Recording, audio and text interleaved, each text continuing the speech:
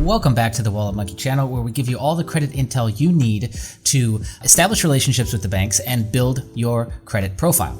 So today we're going to be talking about by far one of the most popular topics within the bad credit options space would be trade lines. And what are the best trade lines for somebody that is got a bad credit? Not bad in my judgment, but bad from a FICO score standpoint, bad. Unfortunately, this is a space and a tool that used to be really good 2 years ago, 3 years ago. And now it seems like not only have the bureaus tightened up and said, nope, no more. Also, too, there's just so many new fintechs. So it's like this combination of new technology and a new direction of things combined with tightening up of the bureaus, which I think is pretty much crushing this entire subsector of credit building, which is called trade lines. And they're rapidly being replaced with credit builder accounts and these hybrids of a direct deposit checking account that's got savings and credit building abilities to it, right? All of this is kind of just merging into this new thing, and this new thing hasn't really been named yet. So let's cover this, and I'm going to give you some of my suggestions at the very end because I don't want this to go on too long. So best trade lines used to be My Jeweler Club by far, but they are not currently accepting new customers. The application page is shut down, and this happened right after TransUnion basically dropped them or dropped reporting from them. This was clean. It was a $100 annual fee. You had to buy something. I think I had to buy a watch or something as minimum of a $100 order. You got a $5,000 credit limit, reported to all three, and it was beautiful. Easy, right? The stuff was junk. Everyone knew it, but it worked. Then, we had New Coach Direct, which came along. I've never used this one, but it's pretty bad because the credit limit is $300 venue. And then there's all these down here, which are by far the worst that you could possibly get into. And some of you might not even know any of these exist because we're going back, and I'm not even sure if all these are still running. But anyways, this is the list. So Hunton, Ox Publishing, Horizon Gold, Deluxe Signature, Tron, Fingerhut, all those are junk. Fingerhut's still around. It's always promoted on the sign in, sign out recommendations page of Experian. It's crap. The new player, though, is an interesting one that's also controversial, and I need your guys' feedback in the comment section to help other people. But that would be Memeli, which was before, let me say simultaneously, there was Ligos and Get That Jewelry. Okay, so Get That Jewelry and Ligos are like the same, and then there's Memeli over here. They're basically the same thing. Memeli will get you $12,500 credit limit, and Get That Jewelry will get you $15,000. Same exact fee structure, same exact TOS pages, same exact everything. I shot a video talking about this, right? I'll link it in the cards here. My issue with this is that now I'm hearing a sizable amount of people that with Ligos and Get That Jewelry, they are not reporting to the bureaus, which the TOS is weird in and of itself. It's not even in the TOS, it's in the FAQ. And it says that they will report to 2 bureaus. Okay, which 2? Like when? So I don't know what's going on with this, but I will say use extreme caution because yes, it's only $19.99 a month, and so it's going to be like one of those things where it's pretty low barrier of entry, but you do have to make a minimum order of $300 right out of the gates, and you got to pay 50% of that, and the rest of it will be broken up into monthly payments. Okay, so just keep that in mind. Like this might be something that you don't even want to bother with until we get confirmation. And so if you've got experience with Memeli specifically, Get That Jewelry, or Ligos, please comment below. I'd love to hear your feedback. Okay, so anyways, that's like the newest one. This is like really the only big player left that's even around. And I think that's why it's getting a lot of attention. Now let's pivot into credit builders, which is like this kind of new emergence. And essentially what this is you could call it a CD, online CD. You could call it a savings account, I guess, kind of. But you can't really take your money out, and you can't loan or leverage against your money in any way.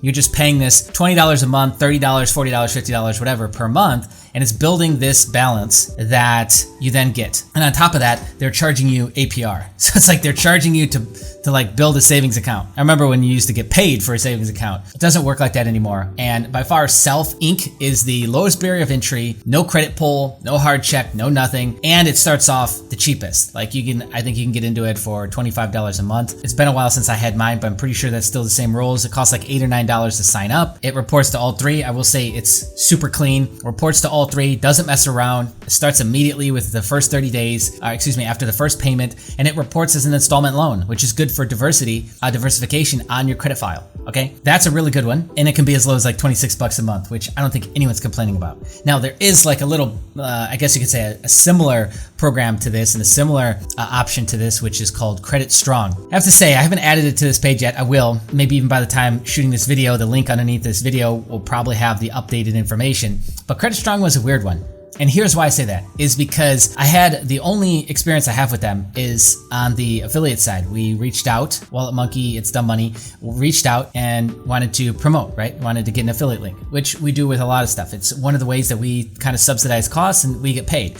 You can find more about that on our terms on our website. But we don't go with any, conceived expectations or, any promises, and we lowballed, what our traffic expectations would be for them. And the letter that we got was very odd.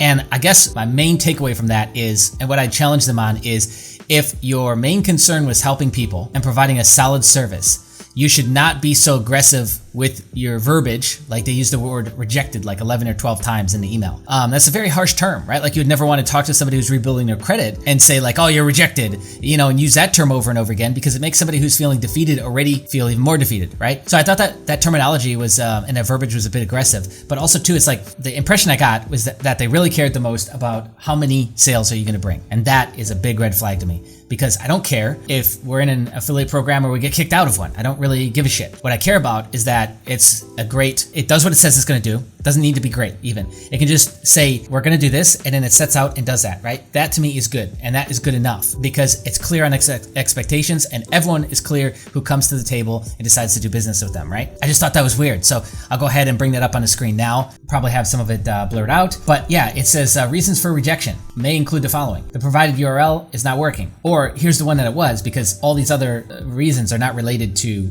our site, so it's got to be this one, right? Traffic is too low based on your estimated referrals per month. As we receive hundreds of applications a month, we must prioritize partners who estimate to bring at least 15 to 20 referrals per month. Partners who estimate under 15 clients per month will be rejected. First off, calm down, buddy. You don't have hundreds of affiliates emailing you every single month. I highly doubt that. And secondly, listen to the verbiage of that. It just, I don't know, rubs me the wrong way. So I guess I don't really care to do much business with them on that front, but I still think they have, I hope, a great service. Now, this does have me questioning the service side of it, because again, it's like, if you had a great product and you knew it, just focus on that.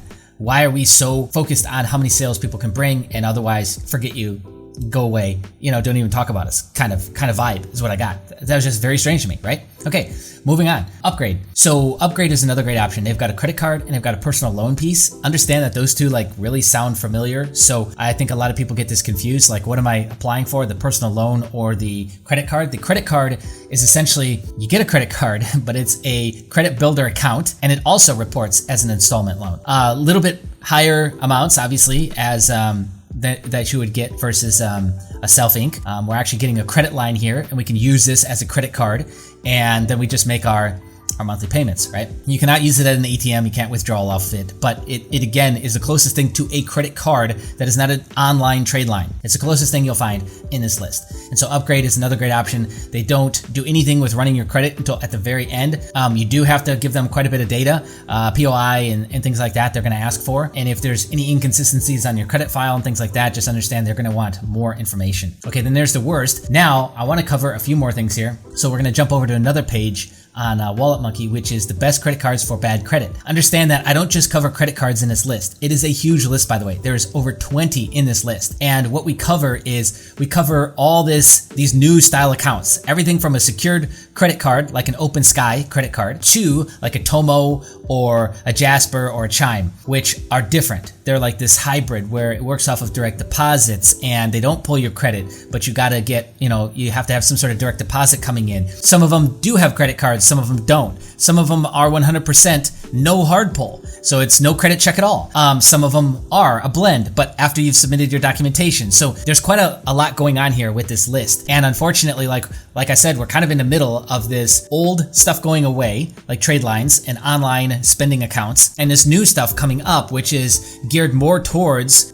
those with bad credit. Now, on the business side of things, it's pretty much the same. It hasn't really changed. You've got all kinds of new, fun, and exciting solutions for spending online only to build net 30 accounts and to build your business credit, which we'll shoot a video covering that too when it's ready. But this is where we're at with this, is there's all these hybrids is what we'll call them. And so this is a great article for you to read too if you haven't already. And down below, we give all the intel. So like all the data we give to back up what we bring up in the table, okay? And then I want to finish with, of course, the worst credit cards for bad credit, which are all the typical ones that you see on the logout pages of Experian, the My Suggestion pages when you've got a horrible credit score, but yet you got 6 matches. Well, they're all this junk. And a lot of these are the same company. They have predatory rates, fees, APRs, hidden fees, you name it. They don't report. They do all kinds of stuff to make it really hard to make payments, and just maximum trickery with these accounts. And they are 100% not worth it. That's all I got for you, my friends. Hopefully this has been valuable for you. I'd love to hear your experience with Momeli